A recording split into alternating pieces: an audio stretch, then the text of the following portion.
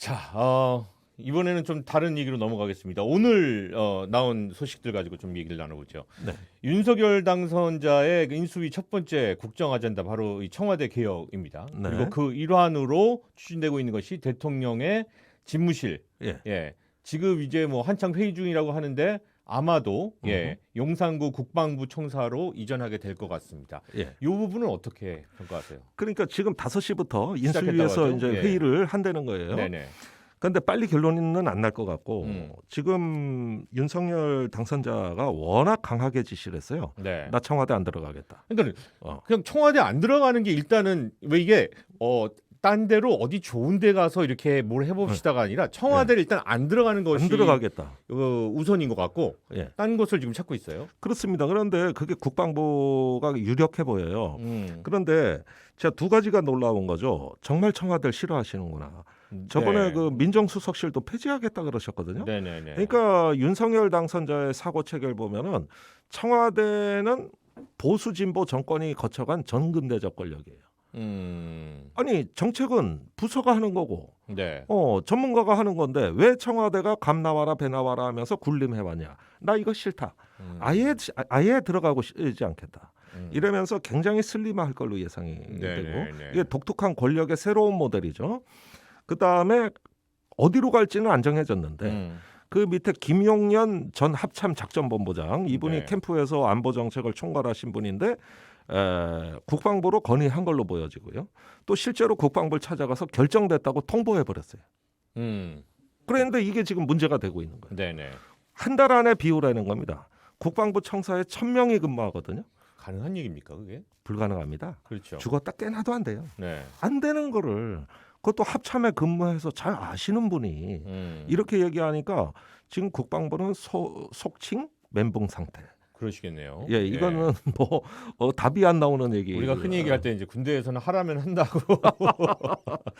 아니 하라면 한다 그런 건 예하부대 얘기고 네네. 국가의 안전을 책임진 최고의 그 전쟁 지도부가 네. 아유 한 달 안에 집 비우고 나가라 그러면 이걸 어떻게 수행합니까? 이제 5월 10일 날 윤석열 당선자의 대통령 취임식이 있으니까 그 예. 전에 이제 국방부와 합동참모본부 그리고 방위사업청 해당 부서들이 이제 다른 곳으로 다 이전을 하고 건물 리모델링 하고 그래서 5월 10일 날 입주하는 계획. 예.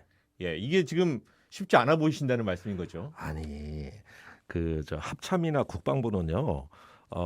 그 대한민국 정부의 위기관리본부예요. 네. 여기에 수천억 수조 원을 써서 지금 깔아놓은 정보 시스템 또 미국의 위성 정보를 활용할 수 있는 동맹과의 그 통신 네트워크 컴퓨터 그다음에 그 전군의 어떤 그 정보를 지휘하는 한국형 전구 지휘 통제 체제 AKGX라고 합니다만은 이거 우리가 모르는 게 여기 많이 들어가 이런 있네요. 예. 부분들은 네. 우리 군이 지난 4-50년간 그 정말 피와 땀을 흘려 구축을 한 이런 어떤 시설이 국방부 합참인데 네네. 뭘 한 달 안에 비워라 마라.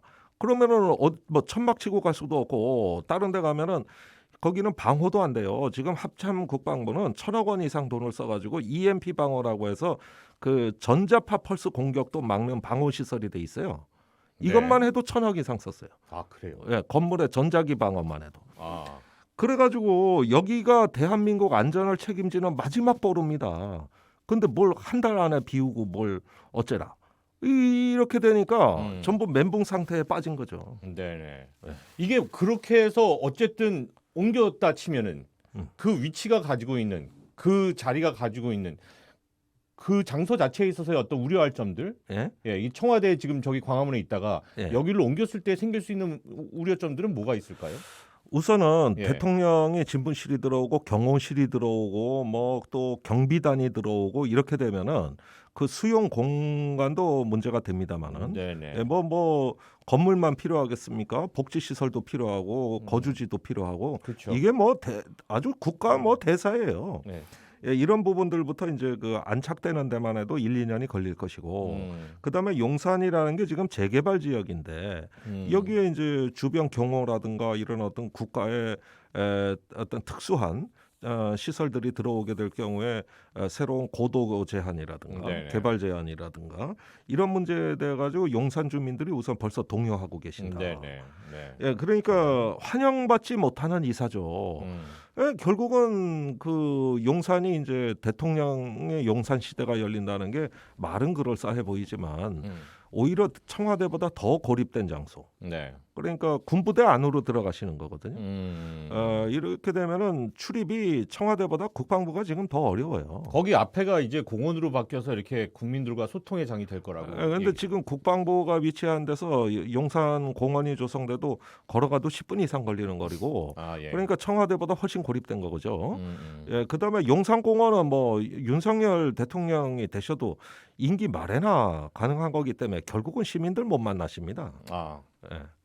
그게 이제 공원이 만들어질 계획인 거죠. 뭐 2027년에서야 착공된다는데 네네. 아직도 미군이 눌러 앉아 있는데 맞습니다. 언제 공원 만들죠? 예. 오히려 가면 미군 부대하고 전쟁 기념관하고 이런 거에 둘러싸여 가지고 그거 저쪽 국방부 안에 들어가 있으면 보이지도 않고 차라리 그 저기 청와대 본관에서는 시내가 다 보이잖아요. 그 청와대에서는 이렇게 그 국민들도 거기 그 앞에 이렇게 왔다 갔다 앞에 다 그 관광 오고. 그렇죠. 예. 그런데 국방부 관광 오다는 얘기를 전 들은 적 없거든요. 이제 뭐 시작이 되겠네요.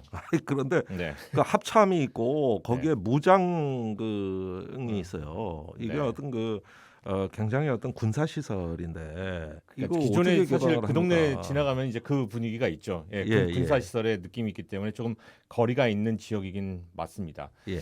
자, 뭐 그 마지막으로 예. 좀 다른 현안일 수도 있겠는데 지금 이제 문재인 대통령과 윤석열 당선자의 회동이 어제 이제 미뤄졌습니다. 그렇습니다. 예. 이것이 이제 신구 정권의 어떤 마찰이라는 부분에서 파장이 좀 일고 있는 것 같은데 이게 불가피한 일일까요? 어떻게 보십니까?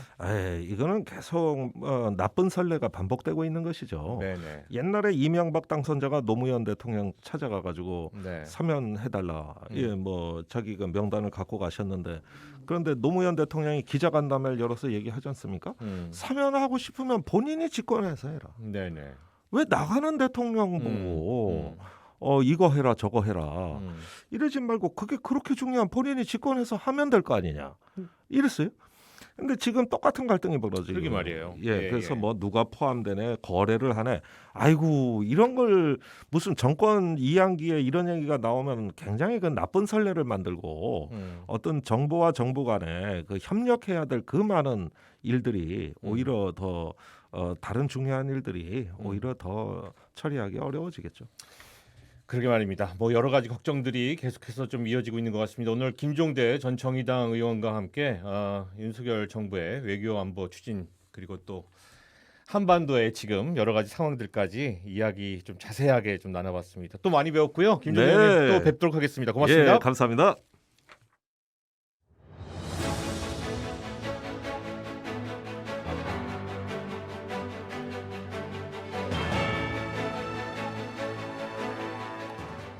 평화는 결코 무력의 균형으로 이루어지는 것이 아니다.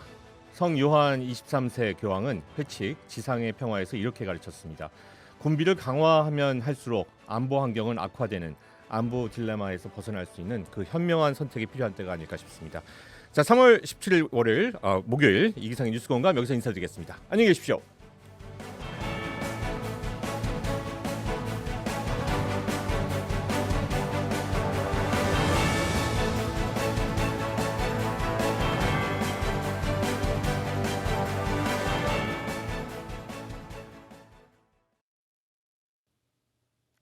가톨릭 평화방송입니다.